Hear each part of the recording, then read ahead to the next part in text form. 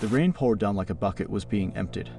A man in his mid-30s regained consciousness on a cold bench in the park. His wet clothes clung to his body, his temples throbbed with pain, and his mind was blank. No name, no past. In his pocket a brass key, scratched and worn, and a crumpled note with uneven letters, "If you're reading this, run." He stood up and trudged down the street. People seemed to avoid him, some quickened their pace, others abruptly turned away. In the window of an old store, he saw his reflection, battered knuckles, a fresh scratch on his cheek, a gaze filled with more questions than life. Suddenly, a black car drove past slowly. Behind the wheel was a man in gloves, and in the back seat sat someone in a mask. The car braked, and at that moment, something clicked inside him. The first fragment of a memory spun in his head like a film reel. Flashback. Night. He and a woman in black tactical gear stealthily move through a deserted hangar. She holds a flashlight in her hand, and he has a silenced pistol. Their target is a metal case with a biometric lock. It contains flash drives. "If they're leaked, governments will fall," she whispers. They find the case buried under a pile of crates. He scans his palm, and the lid opens. Inside is a neat row of small black flash drives. "They'll pay millions for this," her voice trembles with excitement. But before he can touch one of the drives, the thought strikes him, what if someone beats them to it? He deftly extracts a special lockpick from the case, no one else could open it without it. He hides it in his tactical vest. And in the next second, a sharp blow to his head. The world flips upside down, darkness envelops him, and the last image is her face, cold, without a trace of remorse. End of flashback. He jolts and realizes he's standing in the middle of the street. His heart races. Now he knows she betrayed him. Later that evening, he wanders into an abandoned warehouse.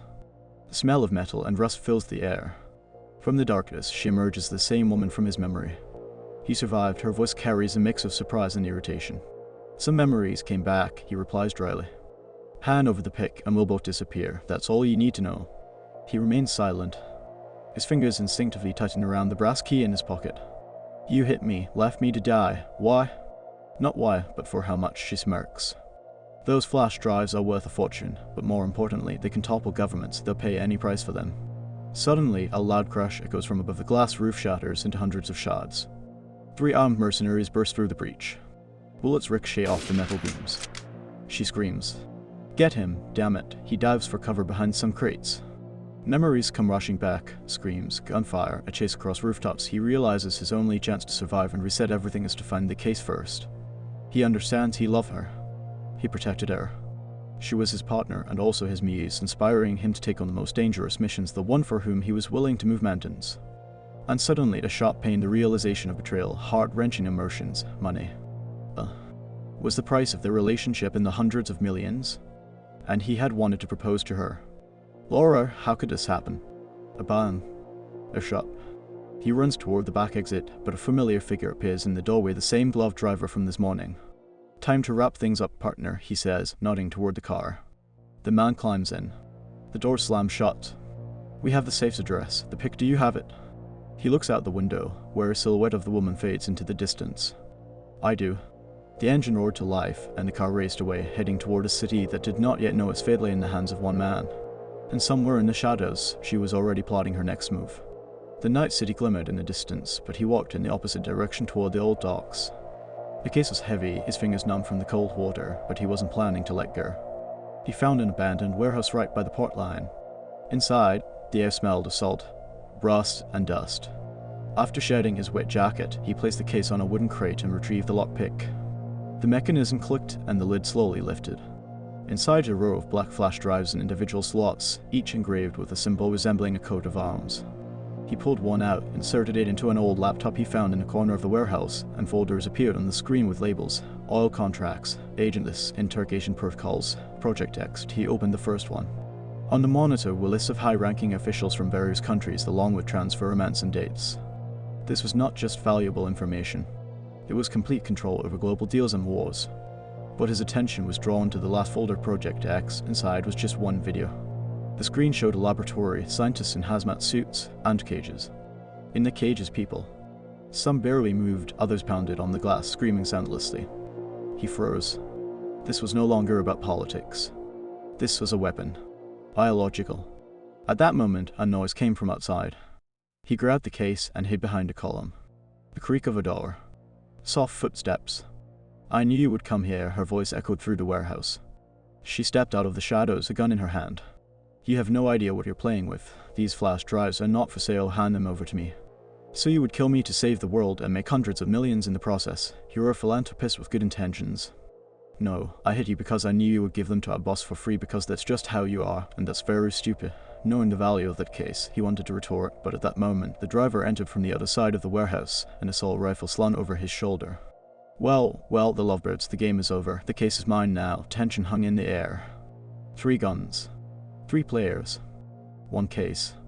He realized there was no time for talk. Remembering an old military trick, he kicked at the chain holding a rusty cargo hook above them. The cable snapped and an iron beam fell, knocking the driver to the ground.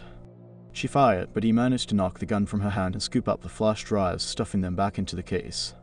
I'll decide what to do with them. He dashed toward the back exit, hearing shouts and the clattering of weapons behind him. The cold sea air hit his face as waves crashed against the pier. He jumped into a motorboat and started the engine. The city faded behind him. Now he knew the hunt was not for money. With those flash drives, he had either a chance to stop a catastrophe or become the cause of the bloodiest war in history. 3 days passed. He was already in another country, a small fishing town by the sea. The boat he escaped to now rusted at the dock. The case lay under the bed in a cheap hotel. Every morning, he woke to the same feeling someone was watching him. And he was right. On the 4th day, when he returned to his room, a man in a perfectly pressed suit sat in the chair by the window. Mr. Holt, he spoke calmly. CIA, we know you have the flash drives. Hand them over, and you will disappear. No trial, no press, alive. The man didn't respond. Inside, he screamed that this was another trap. You don't understand, the agent continued. This isn't a weapon or compromise, this is a balance of power. If the data falls into the wrong hands, there will be no stopping what comes next. Just then, the window shattered into pieces. A smoke grenade flew into the room, and through the cloud of gas rushed in 2 men in tactical gear. One struck the agent with the stock of his rifle, the other fired into the ceiling. Voices distorted through radios. We get the case, we don't need him alive. The man grabbed the suitcase and jumped out of the window. The street exploded into chaos, gunfire, screeching tires, sirens. He ran through narrow alleyways until he found himself on the roof of an old warehouse. There, in the shadows, she waited. The same woman. Hand over the flash drives, you can't handle it alone. You already said that when you knocked me out, he growled. She took a step closer, her gaze steady. Holt, listen. Neither the CIA nor those chasing us intend to save the world. Each side wants the data for themselves. If we hand it over to the wrong person, war will break out. He hesitated. But deep down, he knew what was right. Before he could say anything, the driver appeared on the roof, covered in dust and blood. Well, here we are 3. 1 case. Someone will walk away with it, and 2 won't. A pause. 3 guns. His heart raced. And then Holt did the unexpected. He opened the case, pulled out all the flash drives, and threw them off the roof into the raging sea. The driver rushed to the edge, but it was too late. The water swallowed them without a trace. The woman stared at him, breathing heavily, her eyes a mix of fury and relief. But do you realize what you've done? As she whispered. Yes, now no one will win. In the distance, sirens wailed. From both sides of the roof, men in uniform ascended. He knew there was no escaping now. He raised his hands, looking at her. But maybe, at least, the world will last a little longer. She vanished. Holt was led to the car ahead of him, facing a long interrogation because he was the only one who had seen the contents of the files. The first ray of dawn broke through the clouds, illuminating the empty city where fragile balance had settled for a few hours.